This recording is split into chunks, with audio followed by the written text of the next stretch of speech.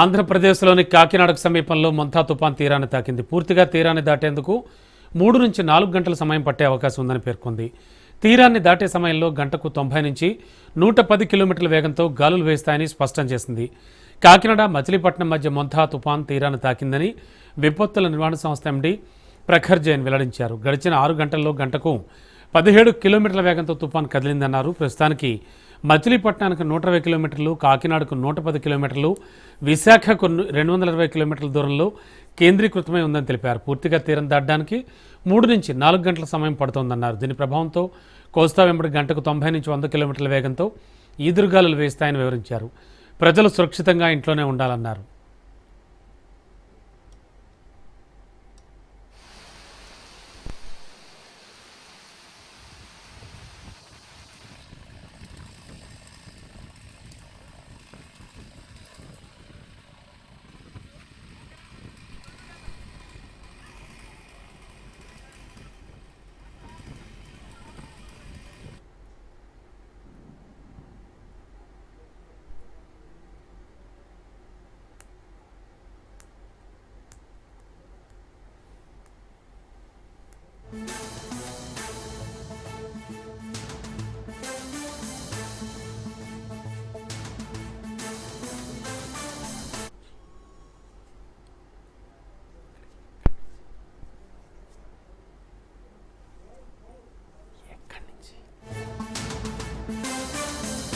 ఇక తుఫానుకు సంబంధించి మరింత అదనపు సమాచారం అందించడానికి మా కరెస్పాండెంట్ నందకుమార్ సిద్ధంగా ఉన్నారు. నంద, ఏం జరుగుతోంది? ప్రస్తుతానికి తీరాన్ని తాకిందంటున్నారు, ఎక్కడ తాకింది?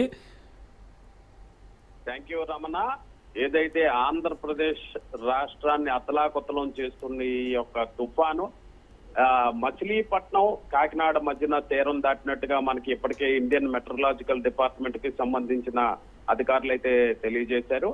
ముఖ్యంగా ఇది తీరం నుండి ఈ యొక్క కాకినాడ మచిలీపట్నం మీదుగా దాదాపు 3 నుంచి 4 గంటల వరకు దీని యొక్క బీభత్సం ఉంటుందని చెప్పి ఇప్పటికే ఇండియన్ మెట్రలాజికల్ డిపార్ట్మెంట్ చెప్పిన నేపథ్యంలో ఆంధ్ర రాష్ట్రం మొత్తం మీద ఉన్న ఉన్నతాధికారులు ప్రతి ఒక్కరూ కూడా దీనిపైన సమీక్షలు నిర్వహిస్తూ ప్రజలకి ముఖ్యంగా అన్ని రకాలుగా ప్రసార మాధ్యమాల ద్వారా తెలియజేస్తున్నారు. ఎటువంటి పరిస్థితుల్లో కూడా బయటికి రాకూడదు అనేది చాలా క్లియర్ గా చెప్తున్నారు. అలాగే పునరావాస కేంద్రాలు కూడా చాలా వరకు ఇప్పటికే ప్రజలందరినీ తరలించారు. ముఖ్యంగా ఇటు నెల్లూరు జిల్లా నుండి శ్రీకాకుళం వరకు ఉన్న కోస్టల్ ఏరియాలోనే ఉన్న మొత్తం మత్స్యకారులందరినీ కూడా పునరావాస కేంద్రాలకి తరలించారు. అలాగే మత్స్యకారులందరికీ శాటిలైట్ ఫోన్స్ ద్వారా ఎప్పటికప్పుడు వాళ్ళకి సమాచారాన్ని అందిస్తూ దగ్గరలో ఉన్న ఈ యొక్క సీ పోర్ట్స్ కానీ లేకపోతే జెట్టీలకి వచ్చే విధంగా ఇప్పటికే మత్స్యకారులందరికీ శాటిలైట్ ఫోన్స్ ద్వారా కూడా ఎప్పటికప్పుడు తెలియజేస్తున్నారు. అయితే ఈ యొక్క మొంతా తుఫాన్ మొత్తం ఓవరాల్ గా చూసుకుంటే దాదాపు 110 కిలోమీటర్లు విశాఖపట్నానికి, అలాగే కాకినాడకు 120 కిలోమీటర్ దూరంలో కేంద్రీకృతం అయింది. అయితే గంటకి దాదాపుగా 18 కిలోమీటర్ల విండ్ స్పీడ్ తోటి ఇది కదులుతున్న నేపథ్యంలో మరొక 4 గంటల్లోనే ఈ యొక్క మొంతా తుఫాన్ యొక్క విరుచుకుపాటు ఇటు కాకినాడ మచిలీపట్నం మధ్యన జరిగే అవకాశం ఉన్న నేపథ్యంలో అటు కోనసీమ జిల్లా అలాగే కాకినాడ జిల్లాకి సంబంధించి తీర ప్రాంతాల్లో ఉన్న ప్రజలందరికీ కూడా అప్రమత్తం చేశారు. ముఖ్యంగా ఎక్కడికక్కడ ఇటు ఉత్తరాంధ్ర జిల్లాలైన విశాఖపట్నం, విజయనగరం, శ్రీకాకుళంలోనైతే మొత్తం ఇది కూడా కోస్టల్ కారిడార్ దాదాపు 39 కిలోమీటర్లు ఉన్న నేపథ్యంలో వీళ్ళందరినీ కూడా సురక్షిత ప్రాంతాలకి తరలించారు. జీవీఎంసీకి సంబంధించి అధికారులందరూ కూడా డ్రోన్ సాయంతో ఇక్కడ ప్రజలకి ఎటువంటి అసౌకర్యం కలిగినా ఇమ్మీడియట్ గా రెస్పాండ్ అవుతున్నారు. అలాగే ప్రతి ఒక్క జిల్లాకి కూడా ఒక ఐఏఎస్ ఆఫీసర్ ని స్పెషల్ డ్యూటీ ఆఫీసర్ గా వేస్తూ ఎప్పటికప్పుడు పర్యవేక్షణ చేస్తున్నారు.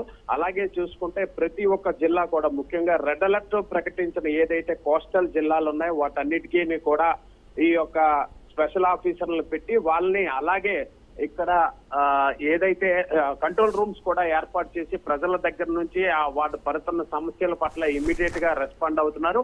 ముఖ్యంగా రెవెన్యూ డిపార్ట్మెంట్ అలాగే జీవీఎంసీకి సంబంధించి ఎలక్ట్రిసిటీ సంబంధించి అది ఉన్నతాధికారులు ఎప్పటికప్పుడు ఈ యొక్క ఇండియన్ మెట్రలాజికల్ డిపార్ట్మెంట్ కి సంబంధించిన అధికారులతోటి మాట్లాడుతూ వారి యొక్క సూచనల మేరకు ఈ యొక్క విండ్ స్పీడ్ ఎక్కడి వరకు ఉంటుంది, సముద్రం యొక్క రఫ్నెస్ ఏ విధంగా ఉంటుందని చెప్పి వాటన్నిటిని అధికారులతో సమీక్షలు నిర్వహిస్తున్నారు. అలాగే కంట్రోల్ రూమ్స్ లోని డైరెక్ట్ గా ప్రతి ఒక్క జిల్లాకి సంబంధించిన కలెక్టర్లు కూడా పర్యవేక్షణ చేస్తున్నారు. వీటన్నిటినీ కూడా రాష్ట్ర ప్రభుత్వానికి సంబంధించిన ఉన్నతాధికారులు అలాగే రాజకీయ నాయకులు మంత్రులు అందరూ కూడా సమీక్షిస్తున్నారు. అలాగే ముఖ్యమంత్రి నారా చంద్రబాబు నాయుడు యొక్క ఆదేశాల మేరకు ప్రతి ఒక్క నియోజకవర్గానికి సంబంధించిన ఎమ్మెల్యేలు కూడా వారి వారి పరిధిలో ఉన్న లోతట్టు ప్రాంతాలన్నింటినీ విజిట్ చేస్తూ అక్కడ ప్రజలకి కూడా ఎప్పటికప్పుడు తాగునీటి సౌకర్యం అలాగే మిగిలిన పునరావాస కేంద్రాలకి తరలించే విధంగా కూడా ప్రయత్నాలు అయితే చేస్తున్నారు. ముఖ్యంగా ఇటు ఆంధ్ర రాష్ట్ర ముఖ్యమంత్రి ఇచ్చిన ఆదేశాల మేరకు ప్రజాప్రతినిధుల దగ్గర నుంచి మొత్తం ఉన్నతాధికారులు అందరూ కూడా ఈ యొక్క తుఫాన్ యొక్క బీభత్సం ఎక్కడా జరగకుండా ముఖ్యంగా ప్రాణ ఆస్తి నష్టం జరగకుండా అన్ని రకాల చర్యలు అయితే చేపడుతున్నారు. ముఖ్యంగా ప్రజలకైతే ఏదైనా అత్యవసర పరిస్థితుల పనులు ఉంటేనే బయటికి రావాలి, లేకపోతే ఇళ్లకే పరిమితం అయ్యే దిశగా కూడా ప్రయత్నాలు చేయాలని చెప్పి ఇప్పటికే చెప్తున్నారు. ఎక్కడా కూడా విద్యుత్కి అంతరాయం కలగకుండా ఇటు ఎలక్ట్రిసిటీకి సంబంధించిన అధికారులందరూ కూడా ఎవరికి కూడా ఈ యొక్క సెలవులు లేకుండా మొత్తం అందరూ కూడా ఆన్ డ్యూటీలో ఉండే విధంగా కూడా ప్రయత్నాలు అయితే చేస్తున్నారు. పోలీస్ శాఖ కూడా ఇక్కడ విశాఖపట్నం, శ్రీకాకుళం, విజయనగరానికి సంబంధించిన ఏదైతే బీచ్ ఏరియాస్ ఇటు ఋషికొండ, భీమిలి, కాపులు, ఉప్పాడ అలాగే ఇటు శ్రీకాకుళానికి సంబంధించిన బారువా ఇటువంటి తీర ప్రాంతాలన్నింటిలో కూడా ఈ యొక్క మెరైన్ డిపార్ట్మెంట్ కి సంబంధించిన పోలీసులు ఎప్పటికప్పుడు డ్రోన్ విజువల్స్ ద్వారా పర్యాటకులను ఎటువంటి పరిస్థితుల్లో కూడా బీచ్ లోకి అలౌ చేయకుండా అన్ని రకాలుగా చర్యలు కూడా చేపట్టారు. ఏదేమైనప్పటికీ కూడా ఈ యొక్క తీరాన్ని తాకిన నేపథ్యంలో మరొక 4 గంటల వరకు దీని ఒక బీభత్సం ఉండే విధంగా ఉన్న నేపథ్యంలో ప్రజలందరినీ కూడా ఎప్పటికప్పుడు అప్రమత్తం చేస్తున్నారు.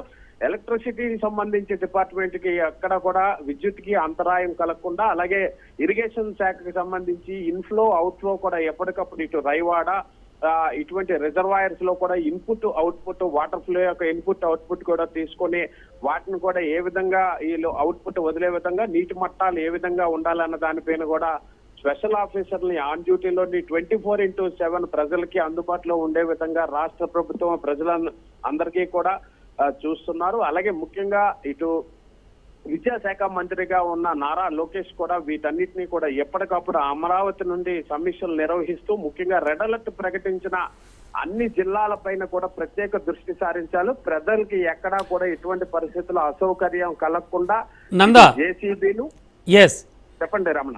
నందా, ముఖ్యంగా 1996లో వచ్చిన దివిసీమ తుఫానుతో దీన్ని పోలుస్తున్నారు. అంటే చాలామంది మన కాకినాడ కరెస్పాండెంట్తో నేను ఇంతకు ముందు మాట్లాడినప్పుడు కూడా అక్కడున్న ప్రజలతో మాట్లాడించి తను అదే చెప్పాడు. ఇంచుమించు దానికి తగ్గట్టుగానే తీవ్రత అది ఉందంటున్నాడు. ఇప్పుడు మీరు చెప్తున్నట్టుగా ఈ 4 గంటల సమయం తుఫాను తీరం తాకిన తరువాత వచ్చేటువంటి ఆ 4 గంటల సమయం చాలా కీలకం అంటున్నారు. నిజానికి అంత సీరియస్నెస్ ఉందా? అంత దారుణంగా ఉందా సిచ్యువేషన్? 96 తుఫాన్తో సరిపోల్చగలమంటారా? రమణ, అంత 1996 లో వచ్చిన ఈ యొక్క విపత్తు కన్నా ఇది అంత పెద్దదేమి కాదన్నదే ముఖ్యంగా మనకి ఇండియన్ మెట్రలాజికల్ డిపార్ట్మెంట్ అధికారులందరూ తెలియజేస్తున్నారు. ముఖ్యంగా ప్రజలకి అవగాహన కలిగిస్తూ ఇళ్లకే పరిమితం అయ్యే దిశగా ప్రయత్నాలు చేసినట్లయితే చాలా వరకు ఆస్తి ప్రాణ నష్టాలు జరగకుండా ఉండే అవకాశం ఉంటుందనేది ప్రధానంగా అధికారులందరూ కూడా ఆలోచిస్తున్న విధానం. అదే నేపథ్యంలో ఈదురుగాలులు దాదాపు 90 to 110 స్పీడ్ లోని ఈ యొక్క విండ్ యొక్క ప్రెజర్ ఉన్న నేపథ్యంలో ఇటు పంట పొలాలు అటువంటివి ఏవైనా కొంత మేరకు నాశనం అయ్యే అవకాశం ఉన్నాయి. కాబట్టి అందుకని ఇప్పుడు ఇండియన్ మెట్రలాజికల్ డిపార్ట్మెంట్ తో పాటు అలాగే కేంద్రానికి సంబంధించిన ఈ వాతావరణ శాఖ అధికారులతో కూడా మాట్లాడుతున్నారు. అలాగే ఏవైనా ఒకవేళ ఇటు ఆస్తి నష్టం పరంగా ఏమైనా జరిగినట్లయితే మట్టుగా ఇటు ఏదైతే సెంట్రల్ గవర్నమెంట్ సంబంధించి కూడా అటువైపు నుండి మనకి అన్ని రకాలుగా సపోర్ట్ వచ్చే దిశగా ఇప్పటికే ఈ యొక్క తుఫాను నేపథ్యంలో అసలు ఆంధ్రప్రదేశ్ రాష్ట్ర ప్రభుత్వం ఉన్నతాధికారులు ఎటువంటి ప్రికాషనరీ బెనిఫిట్స్ తీసుకుంటున్నారన్న దానిపైన కేంద్ర ప్రభుత్వం కూడా ఆలోచించింది. అలాగే ఇటు ఆంధ్రప్రదేశ్ ని అన్ని విధాలుగా ఆదుకుంటామని సెంట్రల్ గవర్నమెంట్ చెప్పిన నేపథ్యంలో ముఖ్యంగా ఆ ప్రాణ నష్టం అనేది జరగకూడదు, ఆస్తి నష్టం జరిగినా కొంతవరకు మనం రికవరీ చేసుకోవచ్చు అన్న దిశగా కూడా అధికారులు ఆలోచిస్తున్నారు. ఏదేమైనా గతంలో చూసుకుంటే దాదాపు విండ్ స్పీడ్ 150 పైనే ఉంటదని చెప్పారు. కానీ ఇండియన్ మెట్రలాజికల్ డిపార్ట్మెంట్ అధికారులు చెప్పిన దాని ప్రకారం అయితే అది 90 to 110 వచ్చిన నేపథ్యంలో కొంత మేరకు ఈ తుఫాను 1996 బేపత్వంతో చూసుకుంటే మట్టుగా అంత మేరకు ఉండకపోవచ్చు. కానీ ఎప్పటికప్పుడు ప్రభావం అయితే ఉంది. అండ్ మరో విషయం నందా, మరో విషయం ఏంటంటే ముఖ్యంగా తీర ప్రాంత ప్రజలు ఉంటారు కదా, తీర ప్రాంతాల్లో ఉన్నటువంటి వాళ్ళు వాళ్ళని ఖాళీ చేయించి పునరావాస కేంద్రాలకు తరలించగలగడంలో సక్సెస్ అయ్యారు అధికారులు. ఎందుకంటే పర్సే కోనసీమ జిల్లాలో కావచ్చు, కాకినాడ జిల్లాలో కావచ్చు, అటువైపు చాలామంది వాళ్ళ ఇళ్లను కూడా వదిలి బయటికి రాని సిచ్యువేషన్. ఎందుకంటే వాళ్ళు సెంటిమెంట్గానో మరో రకంగానో భావించి బయటికి రారు వాళ్ళు. మా ఇంటితో పాటే మేము పోతాం అన్నట్టుగా ఉంటారు వాళ్ళు. సో ఇలాంటి వాళ్ళందరినీ దృష్టిలో పెట్టుకుని వాళ్ళందరినీ కూడా తరలించడంలో సక్సెస్ అయ్యారంటారా? ప్రజలకి ఎటువంటి ప్రాబ్లం లేదు కదా?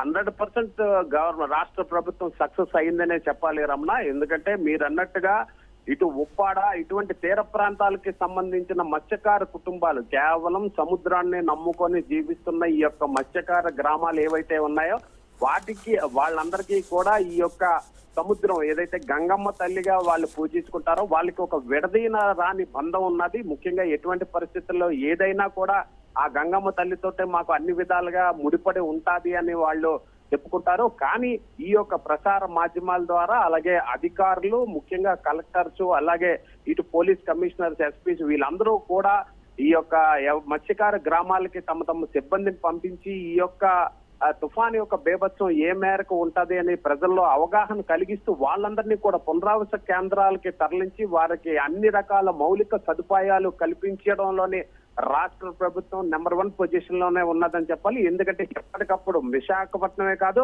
ఇటు ఆంధ్రప్రదేశ్ రాష్ట్రం మొత్తం మీద కోస్టల్ తీరం మనకి ఎక్కువ ఉన్న నేపథ్యంలో అటు నెల్లూరు నుంచి ఇటు శ్రీకాకుళం వరకు ఉన్న నేపథ్యంలో ప్రతి ఒక్క మత్స్యకార గ్రామాల నుంచి దాదాపు 2 రోజుల ముందు నుండి అధికారులు ఇటు రెవెన్యూకి సంబంధించి అలాగే జీవీఎంసీకి సంబంధించి పోలీస్ డిపార్ట్మెంట్ మెరైన్ డిపార్ట్మెంట్ వీళ్ళందరూ కూడా వాళ్ళకి వెళ్ళి అవగాహన కలిగించి ఈ యొక్క తుఫాన్ యొక్క విపత్తు ఏ మేరకు ఉంటది, వాళ్ళ యొక్క గ్రామాలపైన ఏ మేరకు ఉంటది, అలాగే సముద్రం తాలూకా రఫ్నెస్ ఎంతవరకు ఉంటుంది, అలాగే ఈ యొక్క వేవ్స్ ఏదైతే వస్తున్నాయో వాటి మీటర్ శాతం ఏ మేరకు ఉంటది అనేది కూడా వాళ్ళందరికీ క్లియర్ గా గతంలో జరిగిన వాటిలన్నింటినీ ఆలోచనలో పెట్టుకొని వాళ్ళందరికీ కూడా ఎడ్యుకేట్ చేసిన నేపథ్యంలో వాళ్ళే స్వచ్ఛందంగా పునరావాస కేంద్రాలకి వెళ్లారు అని అంటే ఇది రాష్ట్ర ప్రభుత్వం తీసుకున్న ప్రత్యామ్నాయ ఏర్పాట్లలో భాగంగా ముఖ్యంగా రాష్ట్ర ప్రభుత్వం మీద ఇటు ప్రజలకి ఉన్న ఈ యొక్క నమ్మకం అనేది చాలా క్లియర్ గా చెప్పాలి. ఎందుకంటే ఆస్తి నష్టం జరగకుండా కూడా చాలా వరకు వాళ్ళకి సంబంధించిన వలలు అలాగే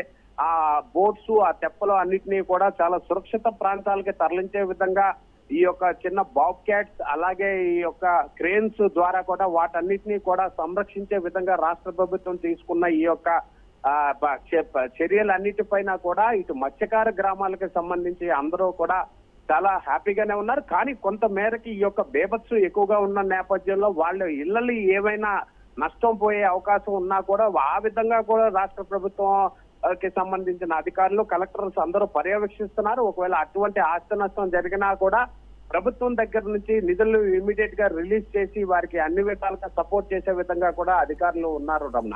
ఎస్, థ్యాంక్ యూ నందా.